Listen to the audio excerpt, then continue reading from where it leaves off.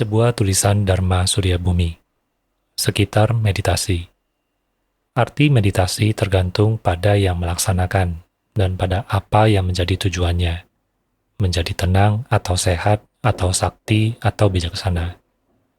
Walau kenyataannya seseorang yang melatih kebijaksanaan bisa saja mencapai kesemuanya, tapi pada umumnya orang hanya akan mencapai sesuai dengan apa yang diharapkannya, karena merasa puas dan melekat sehingga sulit berkembang lebih lanjut. Meskipun tidak tertutup kemungkinan bagi perkembangan setelah perjalanan yang panjang. Dasar utama yang diperlukan adalah memiliki sila yang baik, karena hal ini bermanfaat dalam menghadapi godaan batin. Dengan memiliki sila yang baik, juga berarti manusia telah membuat perlindungan bagi dirinya sendiri, terjauhkan dari perbuatan buruk.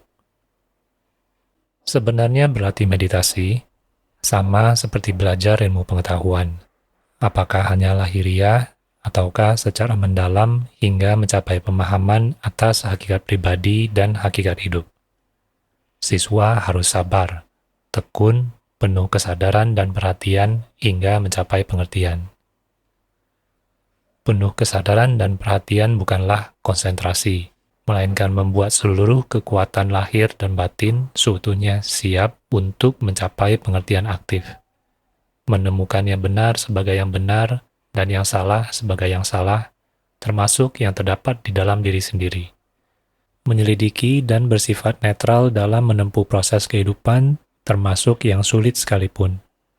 Inilah yang disebut menaklukkan diri sendiri menuju ke tidak adanya keakuan. Juga harus mempunyai keteguhan.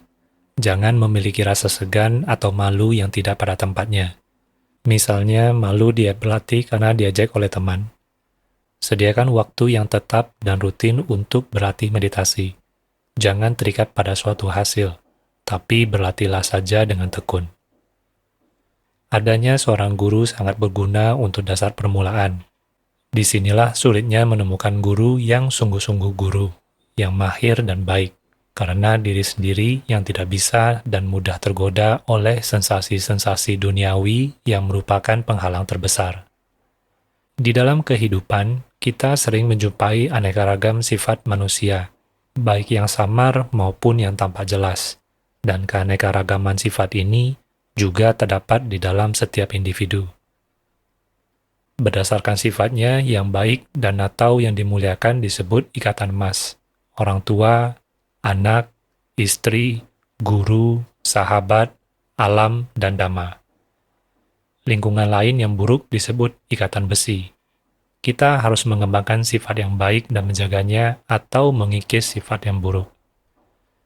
Menurut orang yang berlatih meditasi, puncak dari meditasi selalu ketenangan, perkembangan pengertian, dan kebijaksanaan, dan yang terakhir adalah kebebasan. Bebas dari ikatan emas dan ikatan besi. Demikian batin mengatasi masalah hidup, baik dan buruk. Hidup tenang, sederhana, bahagia, dan penuh dengan pengertian. Karena sudah jelas hidup ini sangat kompleks, termasuk di dalam setiap individu pada umumnya. Maka satu-satunya jalan yang utama untuk mengatasinya ialah menyederhanakan hidup. Artinya yang sungguh-sungguh penting diutamakan, yang hanya selewat atau yang hanya karena nafsu keinginan, dikurangi dan kalau mungkin dihilangkan. Misalnya merokok, makan berlebihan, pikiran yang rumit, dan sebagainya. Setelah menyederhanakan, kita akan banyak memiliki waktu atau memiliki lebih banyak waktu dan juga kesehatan yang lebih baik lahir dan batin, yang akan menjadi landasan untuk meditasi dan perenungan. Ketika berjumpa dengan guru, orang pandai, kita tetap sederhana, tidak menghormat berlebihan, akan tetapi tulus hati penuh tekad untuk belajar dan mengerti. Ketika bertemu dengan kesalahan, kita pun tetap sederhana, tidak terguncang emosi yang hanya mengganggu pikiran dan kesehatan saja. Sesungguhnya, kesederhanaan dan kesabaran, kesadaran dan pengertian membawa kita secara halus kepada kebebasan. berarti berbahagia dalam kotoran batin yang menurut pengertian benar adalah derita. Jadi, bahagia di dalam penderitaan. Apabila badan jasmani kurang sehat, maka saya berlatih jalan cepat agar peredaran darah menjadi lancar, dan sudah barang tentu melatih kesadaran adalah yang utama. Demikian juga apabila badan jasmani sehat, maka saya berlatih jalan perlahan sambil mengembangkan kesadaran yang membawa ketenangan. Di samping itu, sebagai seorang biku, saya sadar bahwa yang capai itu hanya jasmani, bukan batin. Karena pikiran tidak rumit, maka kehidupan pun menjadi sederhana. Tidak banyak ikatan yang merupakan beban. Inilah bedanya dengan manusia yang bersifat duniawi, yang merasa sulit hidup dalam kesederhanaan. Sampai beban lahir batinnya menjadi lebih banyak, yang tentu sangat melelahkan. Sederhana berarti ringan, tulus dan mantap, tidak terikat oleh khayalan, tetapi wajar, baik terhadap yang dianggap lebih luhur, maupun terhadap sesama atau bawahan, bebas, bijaksana, penuh cinta kasih. Bukankah sederhana tanpa kerumitan itu berarti bebas dan bahagia? Dan disinilah tempatnya. Ada panca indria dan pikiran yang dalam hubungannya dengan masyarakat luas dan alam sekitar berlangsung bersama rangsangan syaraf dan ingatan. Adakah kesadaran yang membawa pengertian yang lepas dari rangsangan syaraf yang mengundang reaksi jasmani? Dapatkah panca indria bekerja tanpa rangsangan syaraf dengan pikiran yang terus berjalan? Dua orang akan bermeditasi di hutan, dan seorang kawan yang senang berolahraga lintas alam turut serta. Memasuki daerah hutan belukar, suasana sunyi, segar. Sampai tiba-tiba terdengar bunyi-bunyian seperti suara serangga. Saya yang bermeditasi memandang ke atas dan menjelaskan bahwa bunyi itu berasal dari gesekan pohon yang saling bergerak karena ditiup angin. Batang tetap bergoyang, akan tetapi bunyi itu kadangkala muncul dan kadangkala lenyap. Teringat cerita teman yang juga sering berlintas alam. Itu bunyi ular. Pada saat dua orang itu bermeditasi, saya jadi was-was tengok kiri dan kanan, atas dan bawah, juga arah belakang. Tujuan meditasi antara lain mengembangkan pengertian akan hukum alam yang berlaku di alam dengan segala isinya, termasuk juga kehidupan di samping pengenalan diri. Dalam beberapa hal manusia merasa super atau dengan mudah dapat mengatasi persoalan hidupnya. Akan tetapi kadangkala merasa buntu pikiran dan merasa sulit dalam tindakannya bila ingin bertindak di jalan benar. Maka disinilah seseorang merasa dirinya tidak sempurna dan bodoh. Berbagai daya dan usaha diupayakan agar dapat mengembangkan pengertian. Akan tetapi bukan sedikit yang berlatih mengembangkan kekuatan, baik kekuatan yang dapat mengatasi masalah atau kekuatan kesabaran diri. Ada orang tua yang menganggap kekuatan sebagai kewibawaan penegak disiplin, maka dia bertindak keras terhadap anak-anaknya dan lingkungannya dengan dalih demi kebenaran dan kebaikan. Dan masyarakat menilainya sebagai orang yang keras dan kasar, bukan berwibawa, tetapi lebih cenderung ditakuti sebagai makhluk buas.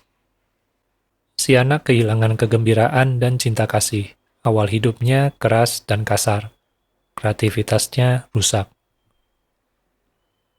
Ada orang tua yang berkeinginan menganut jalan lembut dengan kasih sayang dalam membina anak-anaknya, di mana si anak yang baru belajar hidup merasakan dunianya lembut dan halus.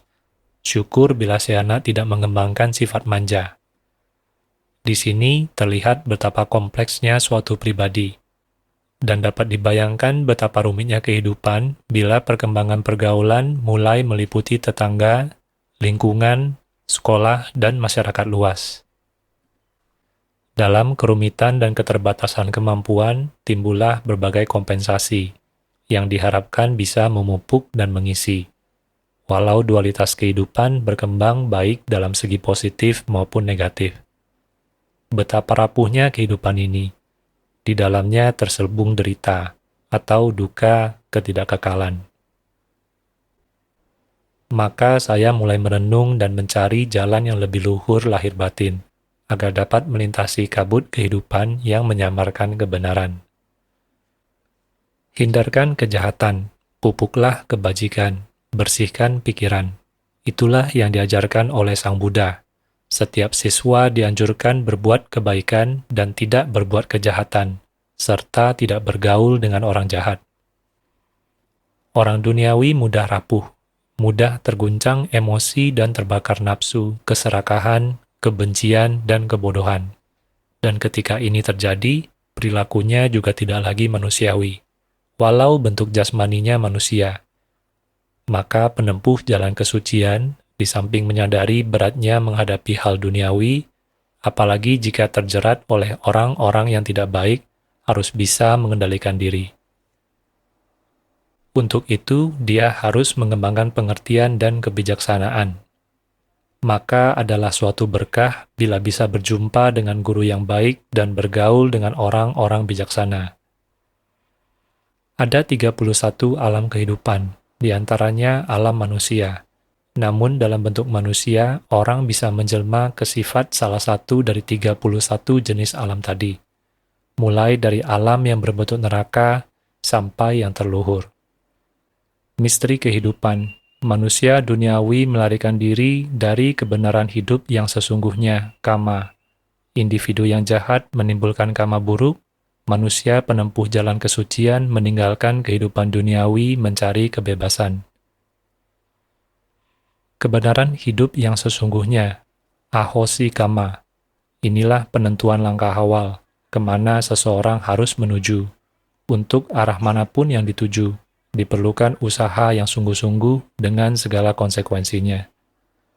Sederhanakanlah proses kehidupan ini, dengan semangat maju terus tapi jangan tergesa-gesa.